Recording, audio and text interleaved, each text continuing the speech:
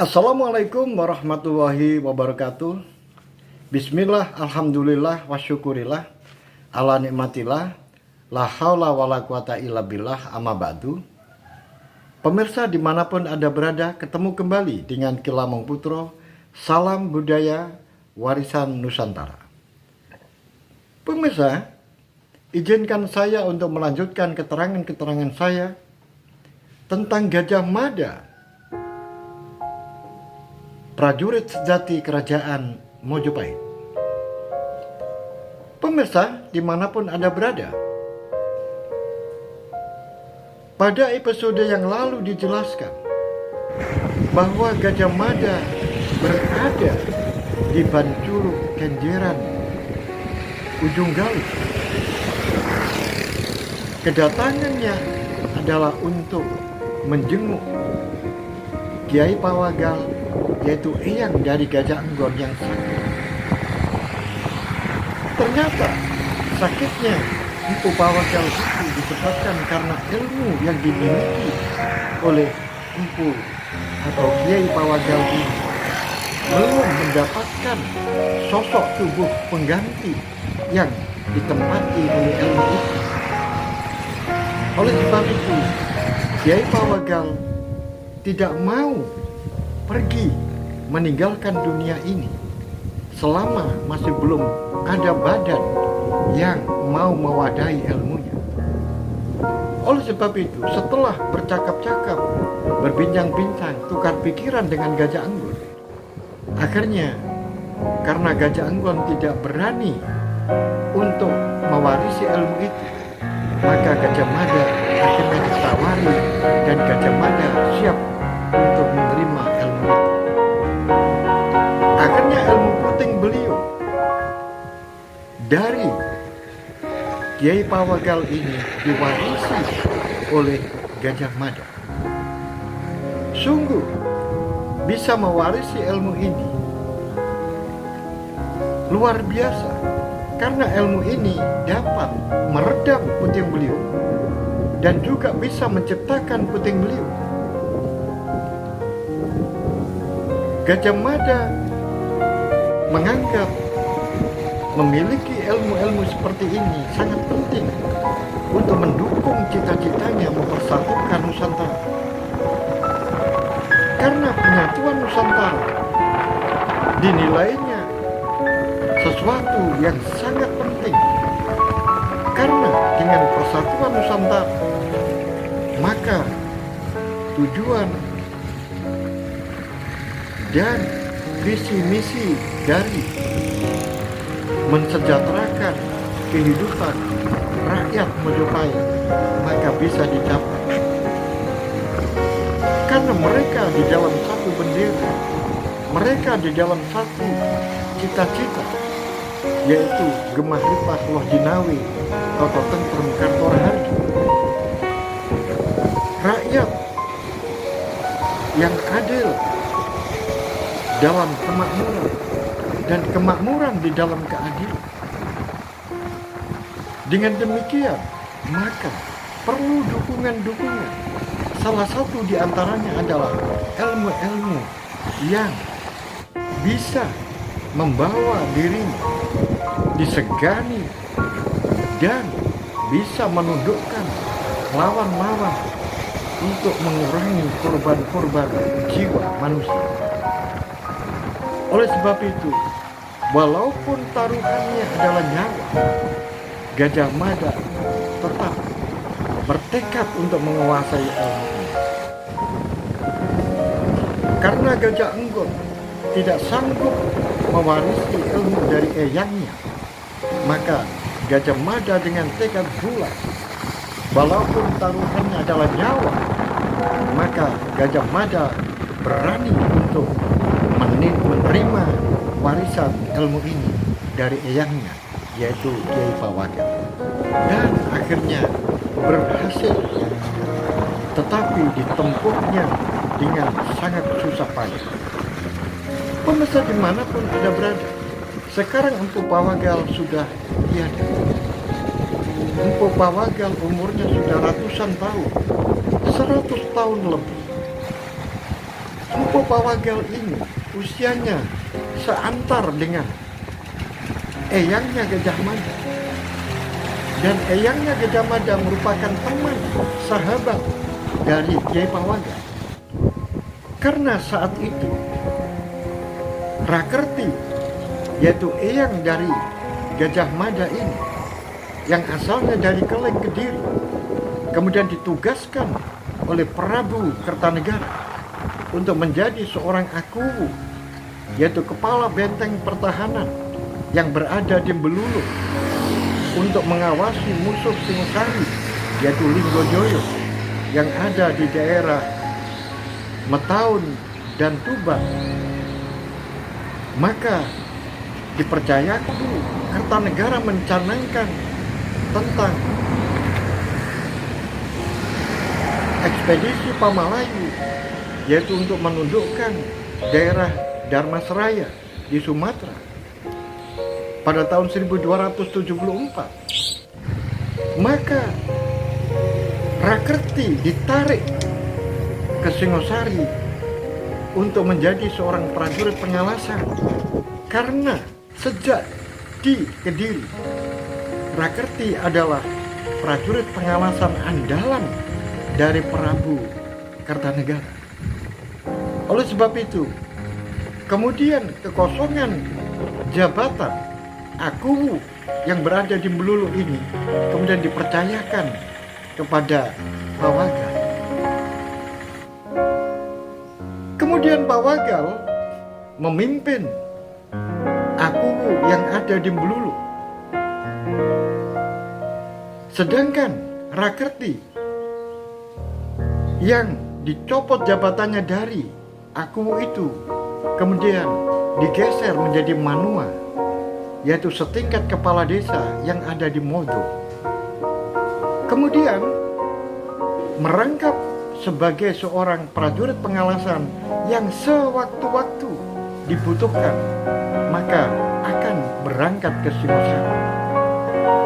Nah, usia Pawagal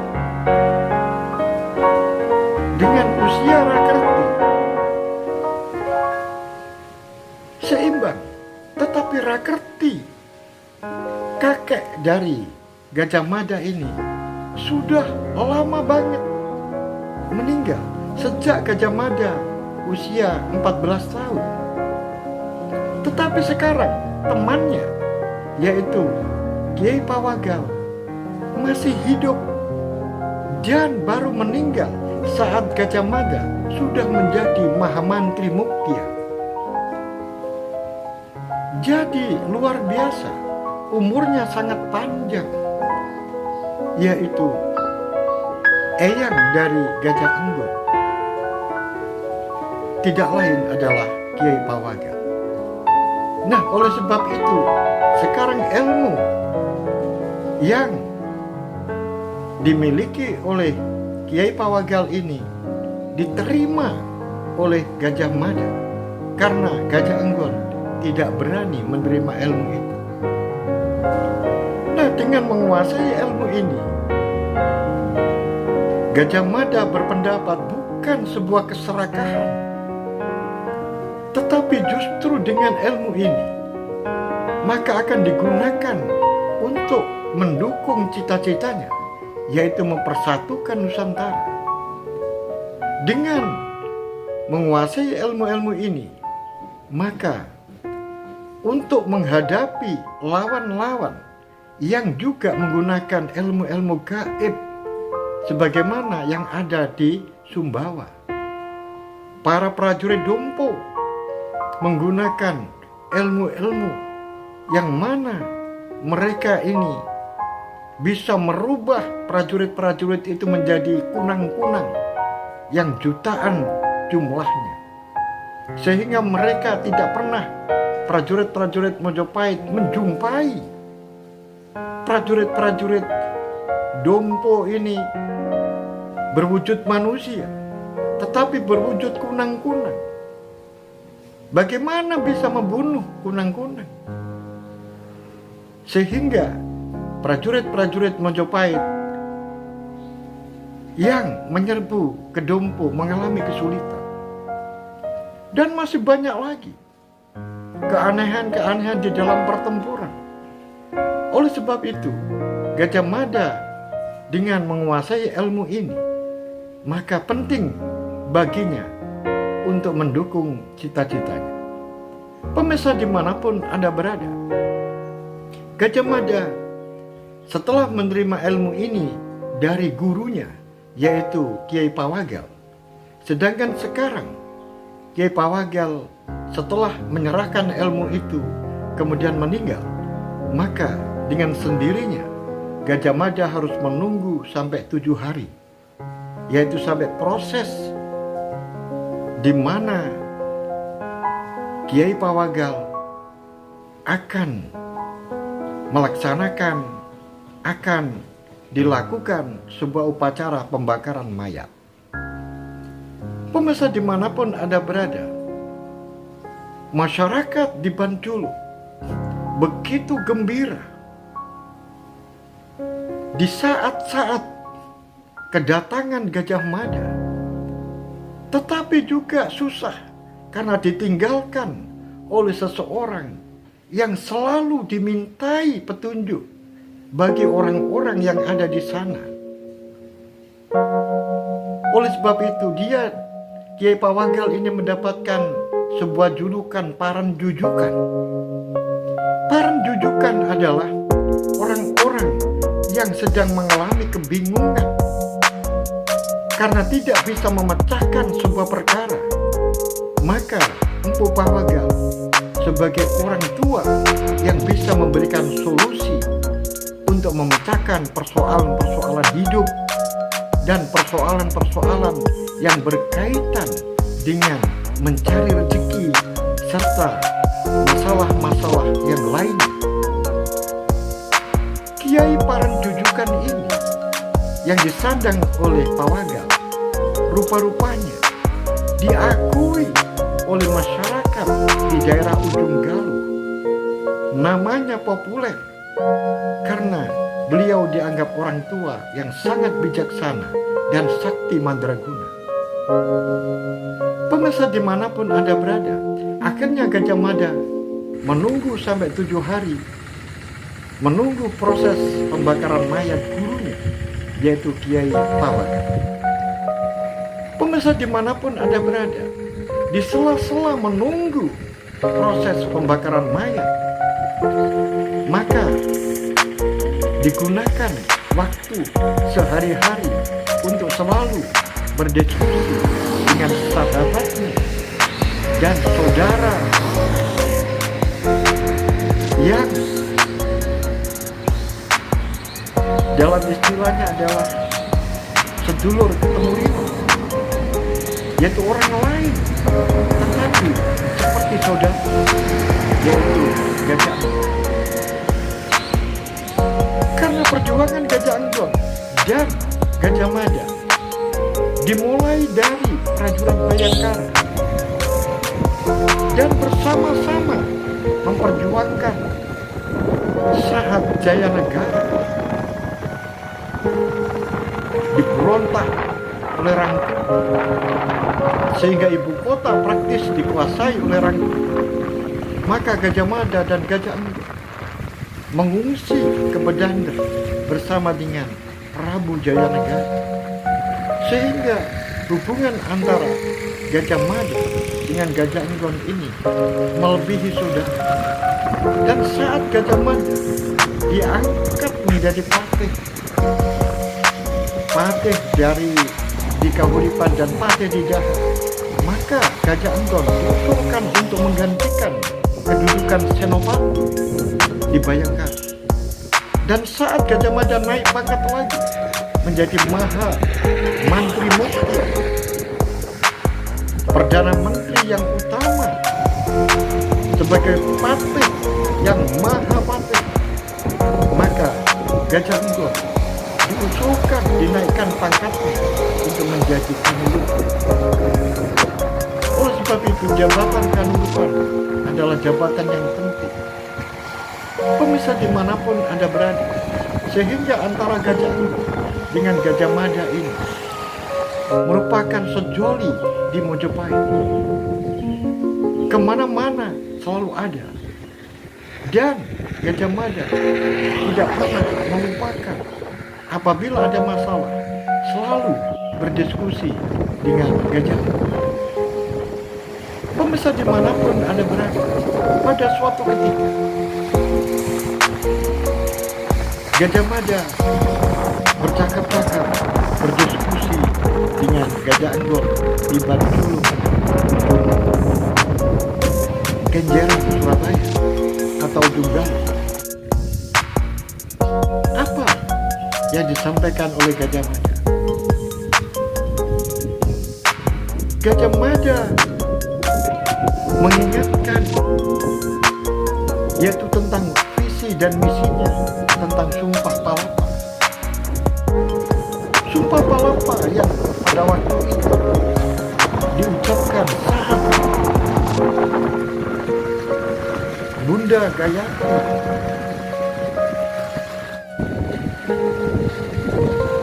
menunjuk Sri Gitarja menjadi seorang ratu di Mojopahit 1334. Maka saat itu Gajah Mada diangkat menjadi Maharatu.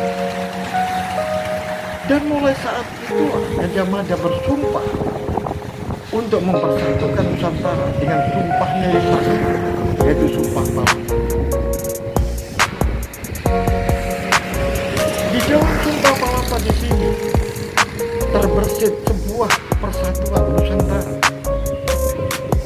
Oleh sebab itu, begitu pentingnya persatuan. Pemikiran pandangan dari Gajah Mada ini yang endingnya tidak lain tidak untuk mensejahterakan rakyat Mojopahit dengan semboyan Gemah Ripah Lodinawi, Foto Tentang dan Toleransi. Gemah Ripah Lodinawi artinya negara yang makmur, karena tanah-tanahnya tanah-tanah yang subur dan makmur. Kemudian kalau tidak disertai dengan tatanan kehidupan yang baik, maka hal itu akan menjadikan sebuah negara yang makmur dalam kemiskinan. Hal itu tidak diinginkan oleh Gajah Mada. Potensi negara yang begitu subur dan makmur harus ditata sedemikian rupa sehingga diperoleh sebuah keadilan. Karena itu, Gemah Ripah Lodinawi,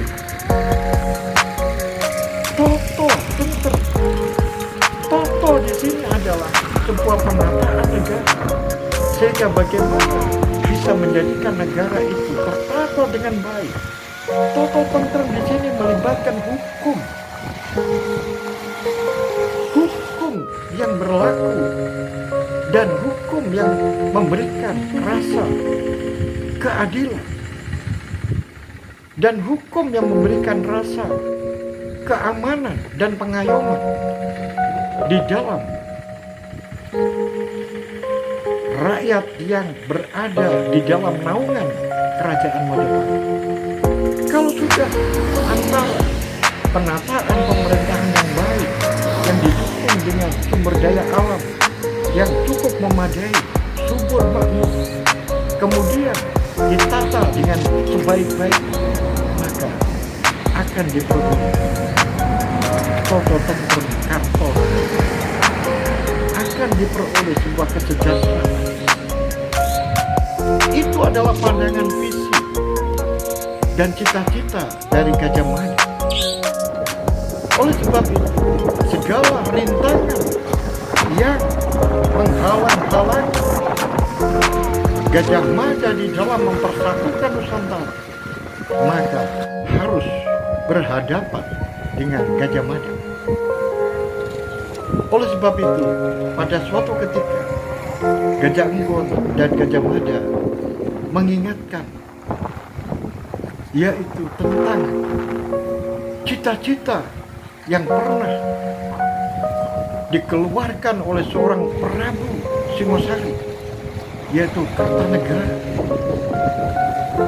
Tahun 1275, seorang raja besar yang sudah memiliki sebuah pemikiran yang luar biasa jauh ke depan, yaitu ingin mempersatukan Nusantara. Maka menurut Gajah Mada, mengingatkan Gajah Anggor, kita wajib meneruskan cita-cita luhur dari Prabu Kertanegara.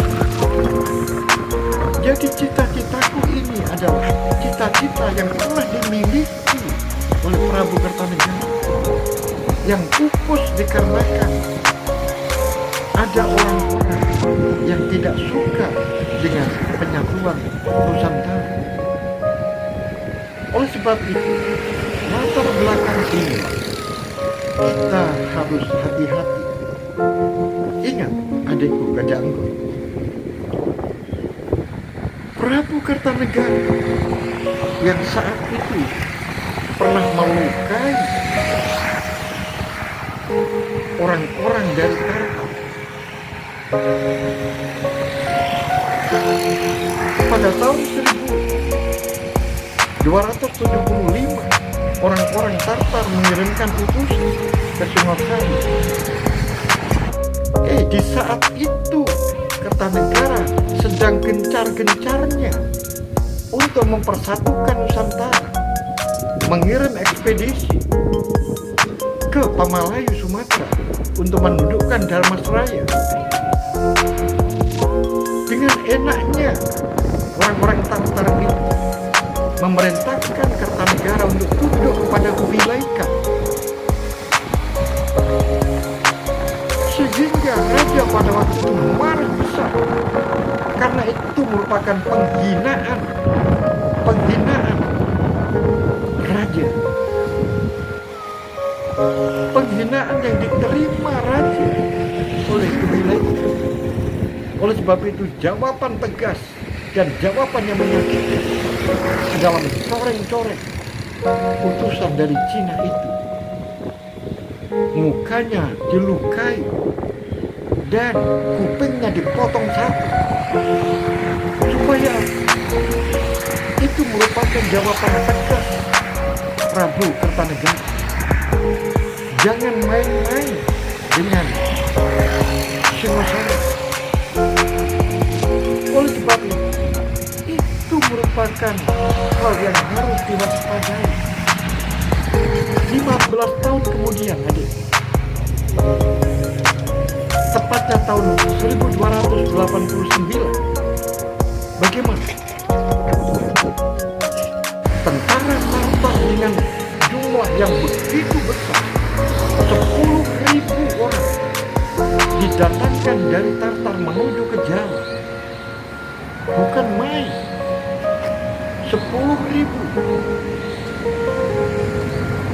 yang mendarat di Ujung Galuh, mendarat di Kambang Putih, mendarat di Sedayu, dan menyebar sampai ke Semarang. Bagaimana? Itu merupakan sebuah balas dendam. Dan di saat itu kebetulan Singosari yang dihukum oleh Tartar sudah dalam keadaan jatuh, yaitu Singosari sudah diruntuhkan oleh Doyokatuan yang berasal dari gelang-gelang Madiun. Dan kemudian setelah berhasil mengalahkan dan membunuh Prabu Kertanegara yang punya cita-cita tinggi itu, kemudian pemerintahannya dipindah ke Kediri.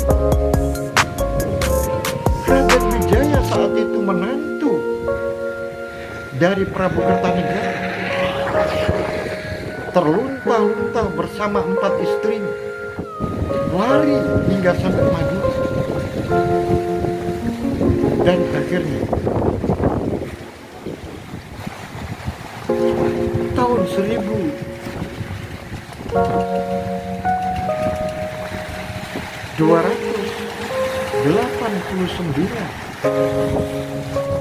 orang-orang Cina itu kemudian datang untuk menghukum Prabu Kertanegara.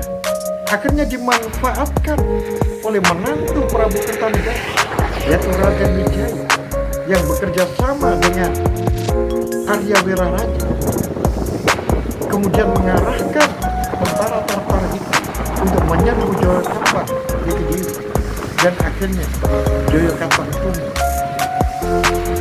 dan atas perjanjian yang tidak tertulis antara Raden Wijaya dengan Arya Wiraraja, bagaimana caranya untuk mengusir orang-orang Cina?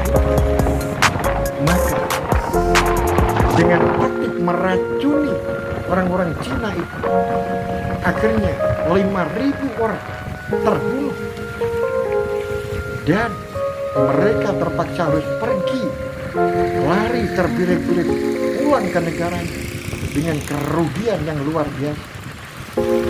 Nah, inilah yang harus kita waspadai. Jadi Cina, Tartar ini selalu mengingat-ingat kejadian itu. Oleh sebab itu, aku bercita-cita seperti itu, meneruskan cita-cita dari Prabu Kertanegara. Dan aku selalu waspada terhadap gerakan-gerakan orang-orang Cina yang berlalu lalang ke Nusantara. Adikku gadang, itulah kita harus selalu waspada dengan gerakan-gerakan orang-orang Cina. Nah, aku sangat tidak suka kalau ada raja-raja di daerah yang suka bekerja sama dengan orang-orang Cina. Orang-orang Tartar itu bukan hanya berdagang. Mereka itu adalah di samping berdagang juga menyusupkan prajurit-prajurit Cina, kemudian mencari celah-celah dan menggambar peta-peta, sehingga pada suatu saat nanti kalau Mojopahit ini dalam keadaan lengah, pasti akan diserbu habis. Oleh sebab itu, kamu sendiri tahu ya, langkah pertama yang saya tempuh adalah memperkuat armada laut. Armada laut kita ini harus kita perkuat, karena orang-orang Cina itu pasti kebanyakan minat laut. Aku kirimkan ratusan pemuda untuk belajar membuat kapal di Dharmasraya, Sumatera. Itu mengeluarkan ongkos yang luar biasa. Kemudian kita bangun pelabuhan-pelabuhan Ujung Galuh, di Pelabuhan Sedayu, Pelabuhan Kambang Putih Tuban, kemudian pelabuhan di Jepara, pelabuhan di Semarang, Pekalongan, Pemalang, sampai ke Tegal. Semua kita bangun dan kita tempatkan kapal-kapal yang kita perintahkan tidak boleh berhenti, harus terus patroli untuk mengawasi orang-orang yang sedang berdagang dan memberikan rasa aman di dalam perdagangan antar pulau, dan juga melindungi para nelayan yang sedang mencari rezeki di laut. Jangan sampai dirompak, jangan sampai dirampok oleh para perompak-perompak dan begal-begal laut. Itu semuanya mahal harganya. Oleh sebab itu, kalau ada raja-raja di Nusantara ini yang bekerja sama dengan orang-orang Cina, maka aku serbu. Salah satu di antaranya adalah Raja Dongfu. Di sana banyak orang-orang Cina berdagang. Alasannya adalah untuk membeli kayu-kayu cendana. Tetapi banyak orang-orang Cina yang tinggal di sana dan bermukim di sana. Sehingga ini mengkhawatirkan. Setelah kita ingatkan, ternyata mereka tidak mau diingatkan dengan baik-baik, maka pasti aku kirimkan pasukan untuk menundukkan Dongfu. Mudah-mudahan Temenggung menolong berhasil. Dan sekarang Bali juga begitu. Banyak orang-orang Cina yang berdagang di Bali. Kemudian orang-orang Bali mengatakan, itu merupakan hak kita. Tidak boleh Majapahit mencampuri urusan. Tidak boleh, kita harus selalu tunduk, mentaati aturan-aturan Majapahit. Nah, kalau sudah begitu, maka tidak ada jalan selain kita gempur untuk kita tunduk agar mereka mau memakai hukum-hukum Majapahit.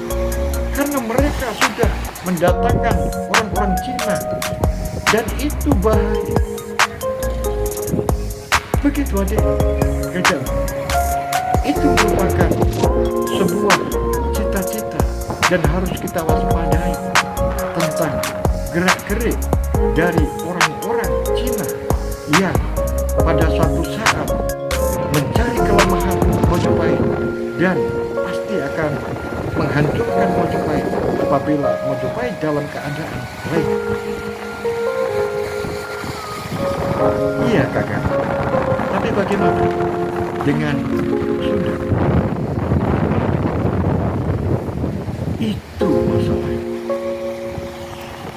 Itu masalahnya. Pandangan saya dengan pandangan Ibu Suri berbeda.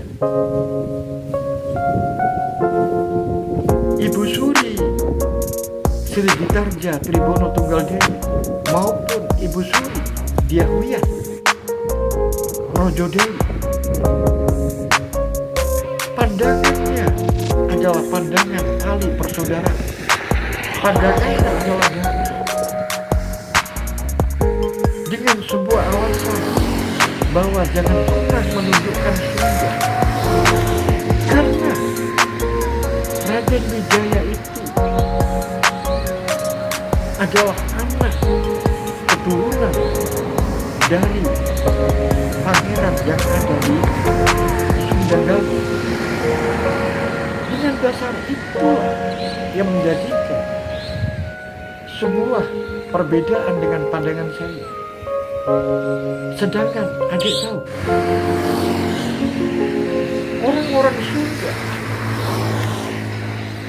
menerima pedagang-pedagang dari Cina yang keluar masuk dengan seenak.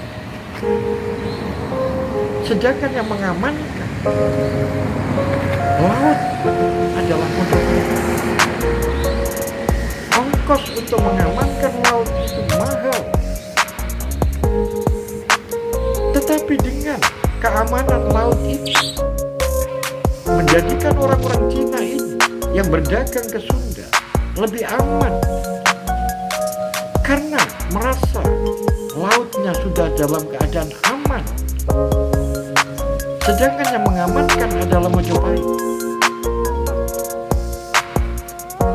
Aku akui bahwa hubungan antara Sunda dengan Majapahit selama ini tidak ada masalah. Tidak ada masalah. Bahkan Raja Linggobuwono, Raja Sunda Galuh ini sering membantu Majapahit.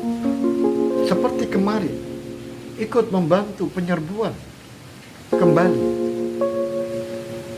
Dan saat Gunung Merapi meletus, bencana gunung api dan gempa bumi yang ada di selatan Borobudur, maka ribuan tentara dari Sunda, tentaranya Prabu Linggobuwono, dikerahkan untuk membantu meringankan beban dari orang-orang yang terkena musibah, yang terkena bencana, yaitu meletusnya Gunung Merapi dan juga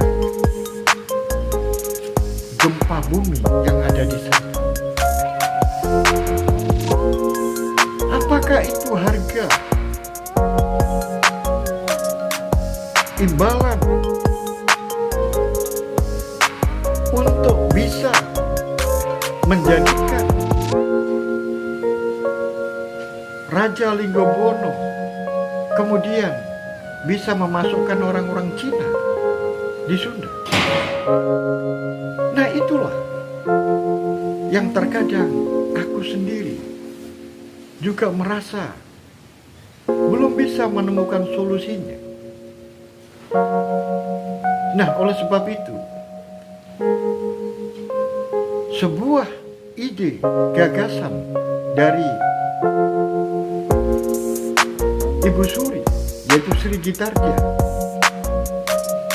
Tribhuwana Tunggal Dewi, karena putranya Hayam Wuruk ini sudah menginjak dewasa, sudah berumur 16 tahun, maka diseru untuk mencari istri sebagai permaisuri. Dan juga Sri Gitarja Tribhuwana Tunggal Dewi ini punya ide gagasan untuk mempersatukan Mojopahit dan Sunda ini dengan politik pernikahan. Oleh sebab itu, saat ini adikku, Bunda Ratu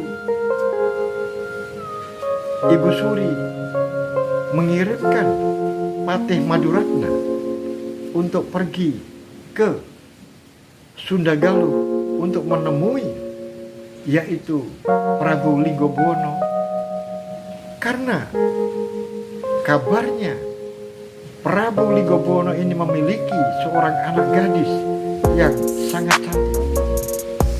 Nah, oleh sebab itu, juru gambar yang ada di Mojopahit ini dikirimkan ke sana untuk menggambar wajah dari putri, yaitu Dyah Pitaloka, yaitu putrinya Prabu Linggobuwono. Nah, inilah adikku yang aku pikirkan berhari-hari. Oleh sebab itu, kamu akan saya tugaskan untuk mendampingi Patih Maduratna bersama dengan Mapati Empu Elang yang pergi ke sana sebagai utusan Bunda Suri, yaitu Ibu Suri, untuk berbicara dengan Linggobuwono. Dengan aku mengirimkan kamu, adikku Gajanggon, aku ingin kamu bisa menemui langsung dengan Prabu Linggobuwono dan kamu rekam apa pandangan-pandangan tentang penyatuan Mojopahit dengan pernikahan. Apakah Prabu Linggobuwono dengan menikahnya putrinya mendapatkan Hayam Wuruk, kemudian dengan sukarela Prabu Linggobuwono ini kemudian menyatukan diri, tunduk terhadap hukum-hukum Mojopahit. Oleh sebab itu, aku ingin kepastian itu, dan aku percayakan kepada orang yang aku percayai, yaitu kamu. Oleh sebab itu, bersiap-siaplah kamu setelah pemakaman eyangmu Empu Pawagal ini, kamu akan saya tugaskan ke sana. Bagaimana menurut kamu? Pemirsa dimanapun Anda berada, Gajah Mada biasanya di dalam menugaskan seseorang tidak pakai tawar-menawar, tidak pakai bagaimana menurut kamu. Tetapi karena Gajah Enggon sadar, mungkin saja Gajah Mada sekarang punya pemikiran seperti itu disebabkan karena Gajah Enggon masih dalam keadaan berkabung. Oleh sebab itu, Gajah Enggon kemudian mengatakan, kapan kakak untuk bisa pergi ke sana? Kalau kamu sudah menyelesaikan semua urusan-urusan yang ada di Bantul ini, aku nanti akan segera pergi setelah proses pembakaran mayat eyangmu, kemudian kamu nanti menyusul ke Mojopahit. Pemirsa dimanapun Anda berada, demikianlah apa yang menjadi pemikiran-pemikiran Gajah Mada terhadap sebuah cita-cita, yaitu penyatuan Nusantara. Tentu saja terkadang terhalang oleh sesuatu pemikiran-pemikiran lain, yang mana pemikir-pemikiran yang lain itu justru dimiliki oleh orang-orang yang kekuasaannya melebihi Gajah Mada. Oleh sebab itu, pemirsa dimanapun Anda berada, bagaimanakah kelanjutan cerita ini? Ikuti terus cerita ini hingga selesai. Sampai di sini akhirul kalam. Bila taufiq wal hidayah, wal hidayah. Assalamualaikum warahmatullahi wabarakatuh. Salam budaya warisan Nusantara.